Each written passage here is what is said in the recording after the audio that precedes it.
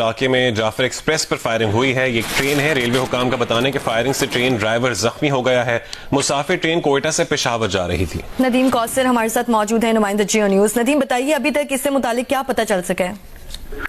जी हाँ, जो हमारी बात रेलवे हुकाम और लेवी हुकाम से बात हमारी हुई है, उनके मुताबिक ये जो जाफर एक्सप्रेस जो पेशावर जा रही थी वो पहुंची है बोलान के इलाके पनीरी करीब। तो उसके जो है वहाँ ट्रैक पर धमाके हुए हैं और उसके बाद जो है फायरिंग की इत्तला भी हमें मौसूल हुई है। जो मुसल्लह अफराद थे उन्होंने ट्रेन पर फायरिंग की है, जिसके नतीजे में ट्रेन के जो है ड्राइवर जख्मी बताया जा रहा है। और अभी जो है वहाँ जो फोर्सेज हैं वो वहाँ पहुंच गई हैं और फोर्सेज और मुसल्लह अफराद के दरमियान फायरिंग का तबादला भी हो रहा है। तो अभी तक सूरत ये है कि ट्रेन वहाँ रुकी हुई है और जो है फोर्सेज जो मुसल्लह अफराद हैं उनसे फायरिंग का तबादला कर रहे हैं। और जो है जो मुसाफिर हैं वो काफी मुश्किलात नजर आ रहे हैं कि वो वहाँ जो है वो फंसे हुए हैं और ट्रेन चूंकि रुकी हुई है और अभी वहाँ रास्ता इस तरह का नहीं है कि वहाँ फौरी तौर पर जो है कोई फोर्सेज जो है सड़क के रास्ते या पहुंच सके वहाँ जो है। जी, तो ये बताएगा नदीम कौसर के ड्राइवर आपने कहा है कि शदीद जख्मी है, उसके लिए कोई इब्तदाई तिब्बी इमदाद या फिर इस तरह का कोई शख्स होता है ट्रेन में जो? जी, ट्रेन में जो रेलवे के गार्ड होता है उनके पास इब्तदाई तिब्बी इमदाद के सामान जरूर होता है, लेकिन जो सूरत इस वक्त है कि वहाँ वो फायरिंग का तबादला हो रहा है। इसमें जो ड्राइवर को है तिब्बी इमदाद पहुँचाना जो है फिलहाल मुश्किल नजर आ रहा है, लेकिन वो इतना यही है कि वो ड्राइवर जो है जख्मी है और जो बाकी मुसाफिर हैं वो भी काफी खौफजदा नजर आ रहे हैं। जो इतलात हमें वहाँ से मौसूल हो रही है, चूंकि वो दूर दराज इलाका है, वहाँ टेलीफोन की सहूलत भी मैसर नहीं है। तो अभी जो है जो इतलात रेलवे हुकाम के जरिए हमें मौसूल हुई है उसके मुताबिक ये है कि ट्रेन के पटरी पर धमाका हुआ है, उसके बाद ट्रेन वहाँ रुक गई है और मुसल्लह अफराद की जानिब से फायरिंग भी की गई है, जबकि जो ट्रेन में मौजूद एफसी के एहलकार है उन्होंने भी जवाबी फायरिंग की है। जी हाँ ठीक है नदीम, ये भी बताइए कि करीबी अस्पताल से करीबी अस्पताल कितना फासला है जहाँ पर ये ट्रेन पर फायरिंग की जा रही है? जी, ये जो सिद्दीक सबसे करीब तरीन जो है वो ढाडर और सिद्दीक के अस्पताल हैं जो उस इलाके से करीब पड़ते हैं। वहाँ इमरजेंसी नाफिज कर दी गई है और जो है डॉक्टर और पैरामेडिकल स्टाफ को जो है तैयार रहने की हिदायत कर दी गई है। और जो है अभी जो जिला इंतजामिया है वो कोशिश कर रही है कि एम्बुलेंस के जरिए वहाँ पहुँचा जाए और जो जख्मी अफराद हैं उनको वहाँ से निकाल कर अस्पताल मुंतकिल किया जाए। जी अच्छा, करीबी थाने से पहुँचने में कितना वक्त लग सकता है नदीम कौसर? जी, ये पहाड़ी इलाका है, इसमें 1 से 2 घंटे का रास्ता जरूर है। वहाँ ढाडर के जो इलाका है वहाँ से पनीर तक पहुँचने में 1 घंटे का फासला दरकार है चूंकि, लेकिन जो एफसी की पोस्टें हैं वो करीब हैं, एफसी की जो ट्रुप्स हैं वो वहाँ पहुँचने की कोशिश कर रहे हैं ताकि जो मुसल्लह अफराद हैं उनको वहाँ से जो है उनका मुकाबला करके उनको वहाँ से हटाया जा सके। जी ठीक है, नदीम कौसर हमारे साथ ही मौजूद रहेगा। आपको एक बार फिर से बताएं, नसीराबाद में फायरिंग से ट्रेन ड्राइवर जख्मी हुआ है। लेवी ज़राए का बताना है कि मुसाफिर ट्रेन कोयटा से पेशावर जा रही थी और मुसल्लह अफराद ने फायरिंग की है और ये अफसोसनाक वाकया पेश आया बोलान के इलाके में। जाफर एक्सप्रेस पर फायरिंग हुई है। रेलवे हुक्काम का बताना है कि फायरिंग से ट्रेन ड्राइवर जख्मी हो चुके हैं, जबकि मुसाफिर ट्रेन कोयटा से पेशावर जा रही थी। बोलान का इलाका है जहां पर जाफर एक्सप्रेस पर फायरिंग का यह वाकया पेश आया है। रेलवे हुक्काम का कहना है, उनकी जानिब से बताया गया कि फायरिंग से ट्रेन ड्राइवर जख्मी हुए हैं, जबकि ये ट्रेन मुसाफिर ट्रेन थी जो कि कोयटा से पेशावर जा रही थी और मुसल्लह अफराद थे जिनकी जानिब से ये फायरिंग की गई। नसीराबाद में फायरिंग से ट्रेन ड्राइवर जो हैं वो जख्मी हुए हैं और मुसाफिर ट्रेन कोयटा से पेशावर जा रही थी। बोलान का इलाका है, जाफर एक्सप्रेस पर यह फायरिंग हुई है और रेलवे हुक्काम की जानिब से बताया गया है कि फायरिंग से ट्रेन ड्राइवर जख्मी हुए हैं। बोलान के इलाके में जाफर एक्सप्रेस ट्रेन पर फायरिंग हुई है। रेलवे हुक्काम ने बताया कि फायरिंग से ट्रेन ड्राइवर जख्मी हो गया है और करीबी अस्पताल जो कि ढाडर और सिब्बी में लगते हैं वो वहां इमरजेंसी नाफिज कर दी गई है। ट्रैक पर धमाके भी हुए और मुसल्लह अफराद से फायरिंग का सिलसिला भी जारी है।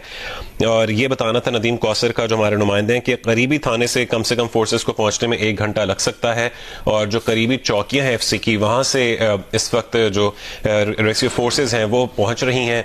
बोलान के के जाफर एक्सप्रेस पर फायरिंग हुई है और ट्रेन ड्राइवर शदीद जख्मी हुआ है। आपको एक बार फिर से बता रहे हैं कि बोलान के इलाके में जाफर एक्सप्रेस पर यह फायरिंग का वाकया पेश आया है। रेलवे हुक्काम का बताना है कि फायरिंग से ट्रेन ड्राइवर जख्मी हुए हैं। अभी ताज़ा तरीन अपडेट क्या है? नदीम कौसर हमारे साथ मौजूद हैं। जी नदीम। जी बिल्कुल, ये जाफर जो सुबह 9 बजे कोयटा से रवाना हुई थी, अब से कुछ देर पहले तो वो बोलान के इलाके पनीर के करीब पहुंची है, तो वहाँ मुसल्लह अफराद ने जो है ट्रैक पर धमाके किए और उसकी वजह से ट्रेन रुक गई है। उसके बाद उन्होंने फायरिंग की है, जिसके नतीजे में ट्रेन के जो ड्राइवर हैं उनके बारे में बताया जा रहा है कि वो जख्मी हैं। अब जो ट्रेन में मौजूद सिक्योरिटी है। बलूचिस्तान के इलाके बुलान में जाफर एक्सप्रेस पर कलअदम BLA का हमला, कलअदम BLA की मुसाफिर ट्रेन पर फायरिंग, ड्राइवर जाँ बहक। इसी बारे में मजीद जान लेते हैं, खालिद महमूद हमारे साथ हैं। जी खालिद महमूद, बताइएगा इस बारे में क्या तफसीलात सामने आई हैं? बलूचिस्तान का इलाका है बुलान, यहाँ पे जाफर एक्सप्रेस पर हमला किया गया है दहशतगर्दों की जानिब से, और BLA के जो दहशतगर्द हैं उन्होंने ये हमले की जिम्मेदारी भी कबूल किया, और उनका ये कहना है कि बुलान पास के करीब जो है ढाडर का इलाका है, जहाँ पे ये दहशतगर्दों ने जाफर एक्सप्रेस पर हमला किया है।